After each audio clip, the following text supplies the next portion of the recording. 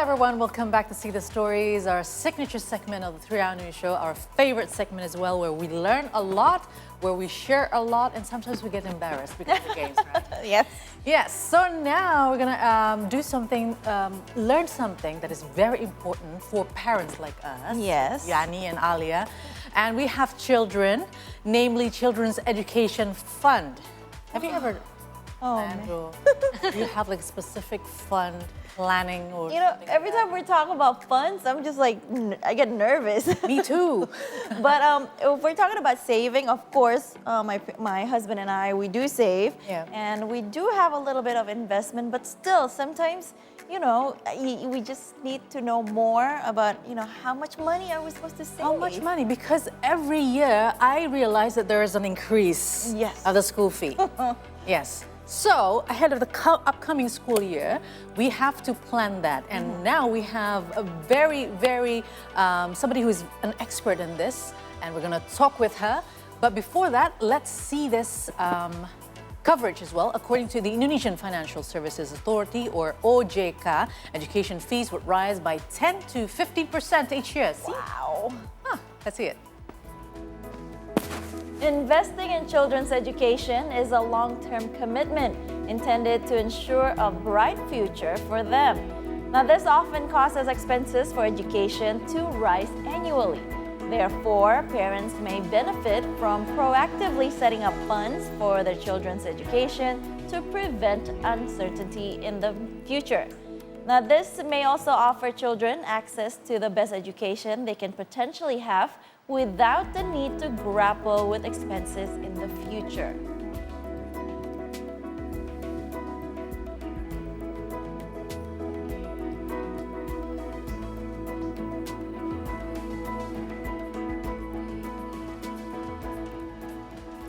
So the question is, how can we parents plan for the Children's Education Fund and to have the best plan, I guess, because we also need other expenses as well, right?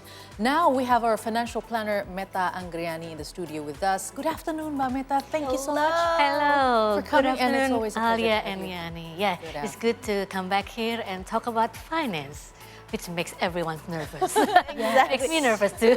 I guess when everyone is at ease and when we talk about planning for financial children education, it's like a wake-up call.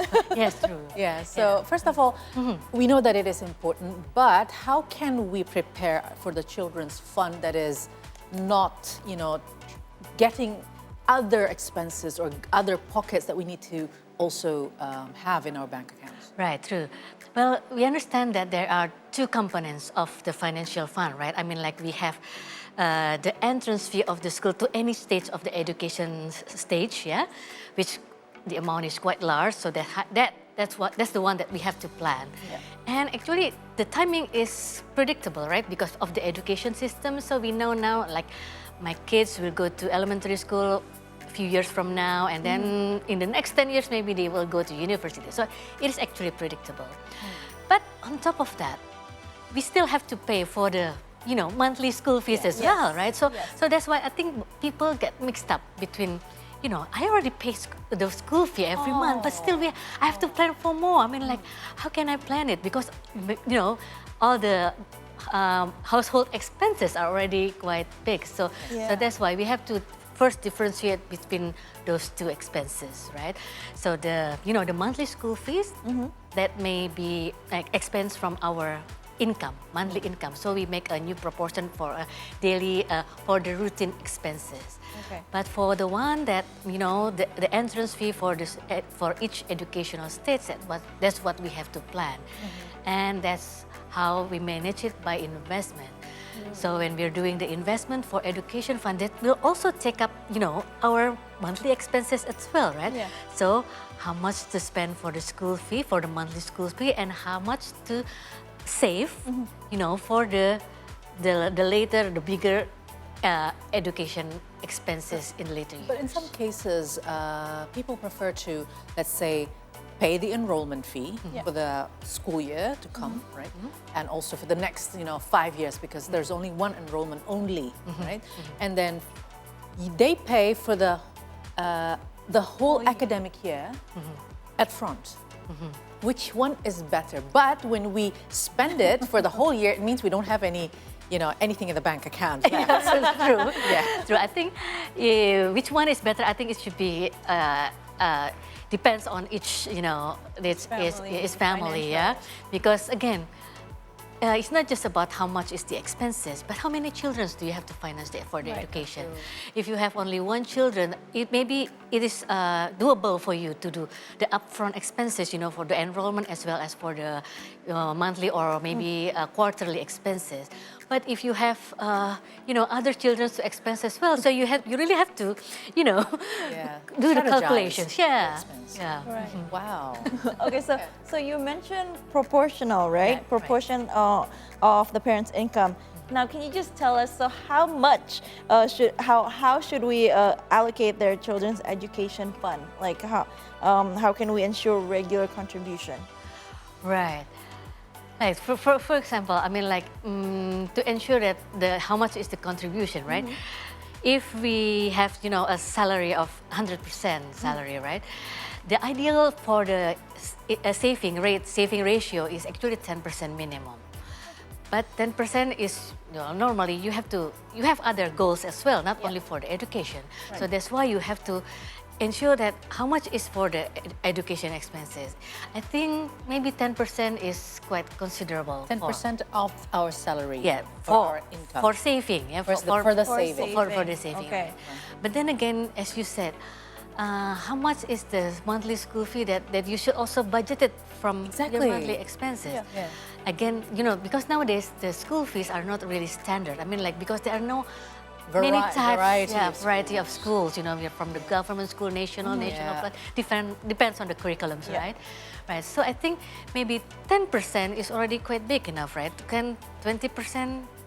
If you have that for example, if you have 10% of the monthly expenses for your kids' education, can you also match up the 10% for the savings?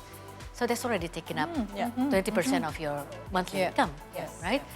Right. So again, there is no right or wrong in this, because again, each family is different. I mean, like the number of the children, the types of school they go to, and and the plan also for the future. Yeah, right? I mean, if you plan it years before, then you can, put a little bit, little by little each month. Right. But if it's very close, Yes. then you have to just have a big chunk every month, right? Right, and that's why if it is very close, you don't pay up front, you just do it monthly. Monthly payment. Right, and that's why, I mean, like, I guess the best strategy for doing the education fund, to manage your education fund, is to start earlier, as early as possible. And most people ask when to start doing it. Exactly, that's the question. When should we start?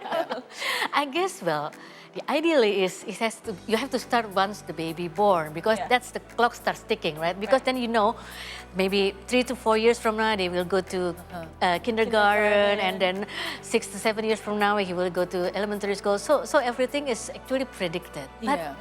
But then again, there are so many expenses for the household expenses, right? So that's why you have to really start early, because when you start early, you have the longer time to accumulate. And because accumulating, maybe you don't have to start with the big amount, right? Yeah, because when you plan for the education for your kids, it's not only the elementary. When you talk about elementary and then the middle school, it will be more expensive, and then the senior school, and then the university level, which is most expensive. So when you try to put every month, are you going to think that university, or just little by little, like elementary first, then the middle school next? Yeah. Because it doesn't add up. I mean, 2 billion rupiah for university school. I have to, do this investment before I was born. I mean, even before the baby was born, right? Yeah, exactly. Right. Yeah. For me, I think that's why when we talk about investment, we are told that when we choose the instrument, we should consider the time frame. I mean, like, if it is for short term, then we need to go for a conservative instrument. But if it is long term, then we can go for a more aggressive instruments. So that's why in managing your children's education fund, you should see the time frame as well.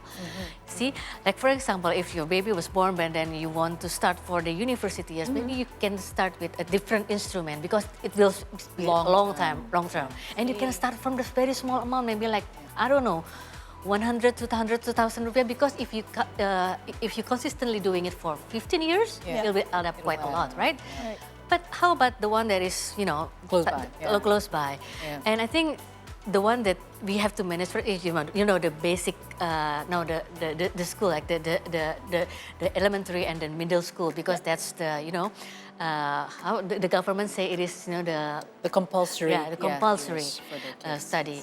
So in that terms, then you have to really do maybe not so aggressive, because again, the education fund is actually, because the education itself is quite, well, not fixed, but again, is predictable, right? The timing is predictable, so you cannot miss out.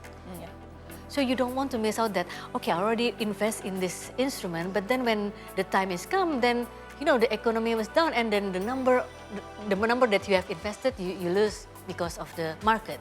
You don't want to do that, right? So that's why for the, the compulsory years, maybe you do a more like a conservative or maybe moderate type of investment. And then for the longer term, you can do it with the aggressive instruments.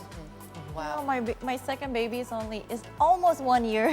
That means Start now. I know. Oh no, we gotta start now. Yes. So now perhaps we have what we call the sandwich generation. So they have a lot of expenses for the parents. So how do you think they can actually put the strategy into saving for education fund? Well, yeah, I mean, like, it will be quite a big challenge for the sandwich generation, right? Because we have to cover the expenses for 3 generations, for ourselves, for the children, as well as for the parents and maybe the other families as well. So I guess, I think for sandwich generation, the strategy is you have to be really conservative, because those things, is very, like for example, the education fund is critical for the future of our children. As well as when you talk about the elders, the parents, maybe the critical situation is for their health. So you have to prepare for the health and also the retirement fund for them and for us as well, right? Because we don't want to burden the children, right? Right. So I guess for the sandwich generation, we really have to make a priorities, and that's why the priorities is what is important to the family. And so I think first of all, the sandwich generation should prepare for the emergency fund, and their emergency fund may be quite bigger than the one that is not sandwiched, right? Right, because they have to cover any kind of expenses. And also another risk that is also possible to happen is, the health risk of the parents, as well for us, the breadwinners as well, because then maybe we have to, spend some amount for the insurance, the health insurance, and so BPJS is the minimum that you have to have, right? And of course, after that, you have to plan for the education fund. Of course, again, there are many types of schools right now. The variety of schools, and but schools now are not only formal, there are informal, but we have to really manage it based on our capacity as well as with the children's talent and interest. So we have to really make a balance for that. And of course, for sandwich generation, we really have to think about our own future, that we don't want the sandwich, the pattern to repeat, right? To repeat, Right. So that's why we have to also plan for our retirement fund. And again, all that, the retirement fund, the education fund, that should start very early. When you talk about emergency fund bigger for the sandwich generation, how big? I mean, a year expense? How big is it?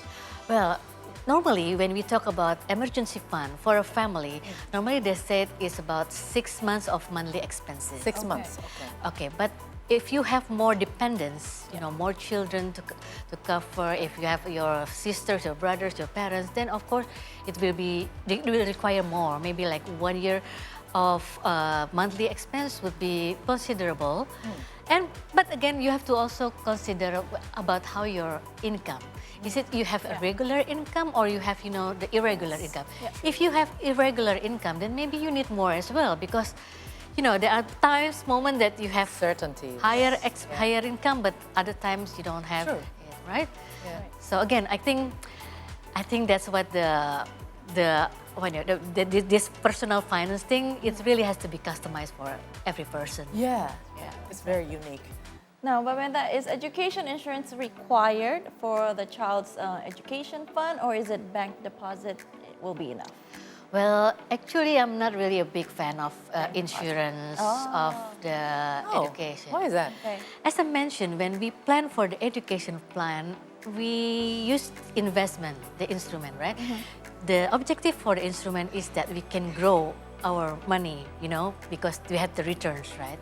Well, actually, when we talk about insurance, it's actually an expense because we pay for the amount of insurance, then we get protection for the period. Yeah. Right. So that's why we have to pay whatever Extra happens. payments, right? Yeah. Extra expense. Yeah, then. right.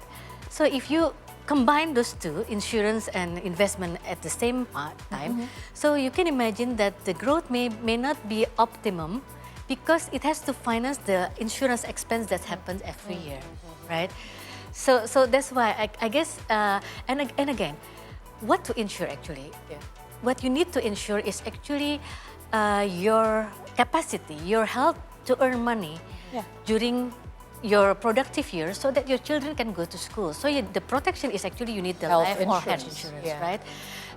So I guess for me, maybe most of the financial planner would say, I think you should differentiate between insurance as well as the investment for the education fund.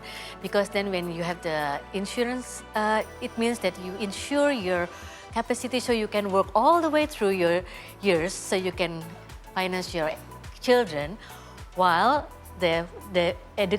so you can also make investment every month for your children's education fund. Okay, can you give us a little bit more elaborative point of view or maybe examples of having the savings and the investment options for education fund? Saving and investment option. I mean, like Yes. you mean the instruments? Yes. The types of instrument that may be desirable for education funds, right? Yes. Well, yeah, as I mentioned, I guess because the education fund should be considerable something that is quite conservative, conventional. So I guess, again, if you have time frame that is very close by, you can use bank deposit or maybe the tabungan pendidikan, the education savings account in the bank. That's quite conservative, but it will give you some returns that quite reasonable, and it is low risk, but it is firm to give you the return during the time, right? And you don't need like a high risk, right? Right. Or high return in this because definitely you just need that money to be present when you need it. Right. The objective is that you have to preserve the amount so it's available when needed, right? Right. So again, the pros is that the money will be available, but the cons, the return will be very low. But it's good for you if you are new to investment, if you don't have really much time to, monitoring all the investment return, and then so you can quite having a routine, to establish a routine pattern for your investment, right? And the other types, nowadays there are mutual funds or reksadana that is popular to be used as a saving for the education fund. Because there are types of reksadana of mutual fund. We can choose each type of mutual fund and we align it with the time frame that we need for the children. Like for example, we can use the fixed income mutual fund for, if it is you need it within 1 to 3 years, and then you can choose the balance fund if it is 3 to 5 years, or maybe you can use the equity fund if it is long term, more than 5 years, right? So that's quite. So you can open up a few mutual fund, and the thing is, it's easier for you to top it up every month. So you can set a standing instruction so you can use a monthly debit automatically from your account. So everything is set there, and the investment manager will ensure the return, right? The growth of the mutual fund. Okay. And okay, so if there's a case where parents have a monthly income of 10 million rupiah, can you please break it down, the funds for daily needs, installment savings, and education funds? Let's have a study case here. That's right. Let's 10 million income. Wow, this is a challenging. Really? 10 million. 10 million. Rupiah How many right kids there. here? 10? Definitely not. Let's say one kid. Let's say one kid. Well, I guess if I don't know, let's see how this works, right? Yep. For example, here that we have 100% of your income, right? Yeah. When we talk about the standard of financial planning ratio, we actually, as we said, we say that maybe 10% it will be used for savings. Savings. Right? Savings. 10%. Right. And then, you know, and we have other things to finance as well. Mostly people finance their home, their house, and we do it by loans. So we have like installments every month. Yes. So and well, loans may not also be for house, but since we talk about household, we do it maybe 30% Ooh, that's big. That's a big one. for loan installment, right? Yeah. I mean, if you don't have a house, then it's a bigger Right. problem than not having education. Right. Yeah. With the house loan, let's say. House loan, Right. 30%. So it means that you only have like 60%. Maybe this is Yeah. not quite right. Yeah. Maybe this is 60% for daily expenses. Yes. Right. But as I mentioned, how about the saving itself? You do it not only for education. You do for, you know, like for example, education, and then you do for what, retirement. Oh, so this is all from the saving, the 10% savings. Well, that's the ideal. See, if you, for saving itself, 10% is actually minimum. If you can do it higher, that's better. For example, if you can do each like 10% for education and then another 10% for retirement. So it's good if you have this amount for savings, right? Right. But it means that your Less budget money for monthly Expenses. become lower. So that's why I guess we have to understand, we have to make a budget. How much is actually your expense every month? That's why we do the financial records, right? How much do you need for your daily expenses?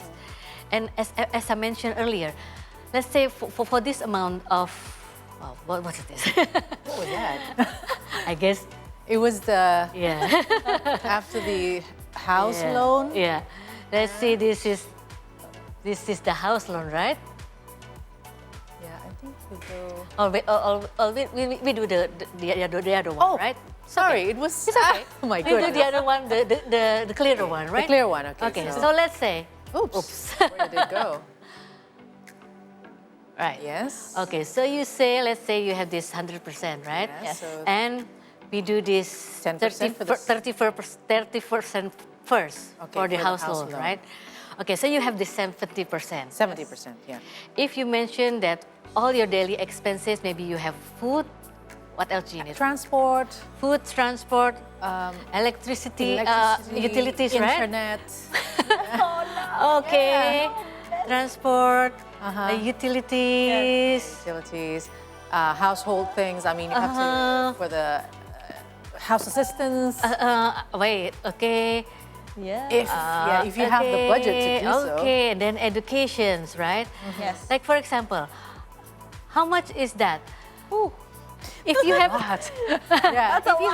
if you have 10% each, so that's already 40% of your Salary. salary, right? Or But income. again, it will be if you have 10 million rupiahs. Yeah. So Means the 3% that is already 3 million, so 7 million. 7 For million. living in Jakarta, do you really think it is good? No. So that's why I guess, like example, when we talk about the education fund, if you have the 10% for education expenses, monthly education, Yeah. and then you have another 10% for savings, education savings. Yeah. So this one, oops. So this one is already for educations, right? yeah, Yeah. both covered. Yeah. The 10% saving and then 10% monthly expenses. Yeah. So that is already 50%. 50. 50%. Right. So another 50% for your Household. household expenses. And that means you don't yet saving for your, what else? Health insurance, Right. vacations, budget. Right. Sometimes you need. Yeah, other financial goals. What other financial goals that you may need? Saving for your old days. Yeah. Okay, financial goals. What else do you need for the financial goals? Oh, it's This quite is difficult. quite difficult. right? Yeah. Because actually, I touched the screen with Yeah, my- yeah. What other goals do we need to have? Well, normally when we talk about family, we have housing fund, Yeah. right? Not only to buy the house, but also to, renovate, to maintain the house. Always something going on with the house, Right, right? right. Education is important, retirement. Sometimes people forget about retirement because they already focus on the daily situations, right? And what else? Maybe, again, we need to have vacations as well, right? We have to enjoy life. Yes. What other things? I Maybe mean, going for courses. Hajj, another, That's a big expenses as well. And courses for the kids. It's outside of the basic education budget. Extracurricular activities. It's quite expensive Yes. nowadays. True. Again, we have variety of educations right now because I think we have to be updated, right? What are skills needed right now for the, because skills are different between us and with our younger children. Yeah. So that's why there are skills that acquired from the formal education, but there are skills that will be acquired from the informal education. So that's why it's always good to, when you budgeted your education fund, maybe you add some buffer as well. Because, it may be used up anyway for, your development, the development of the kids' personality, character, right? See, talking about funds not only makes me nervous, but I think I just got a headache from all that. That's I'm a glad lot. it's all washed out. Yeah, don't think about it for now. Okay, but Metta, we're going to talk some more in a little bit. And for our viewers, please don't go anywhere just yet because See the Stories will continue after the break. It's all in the head. Don't forget.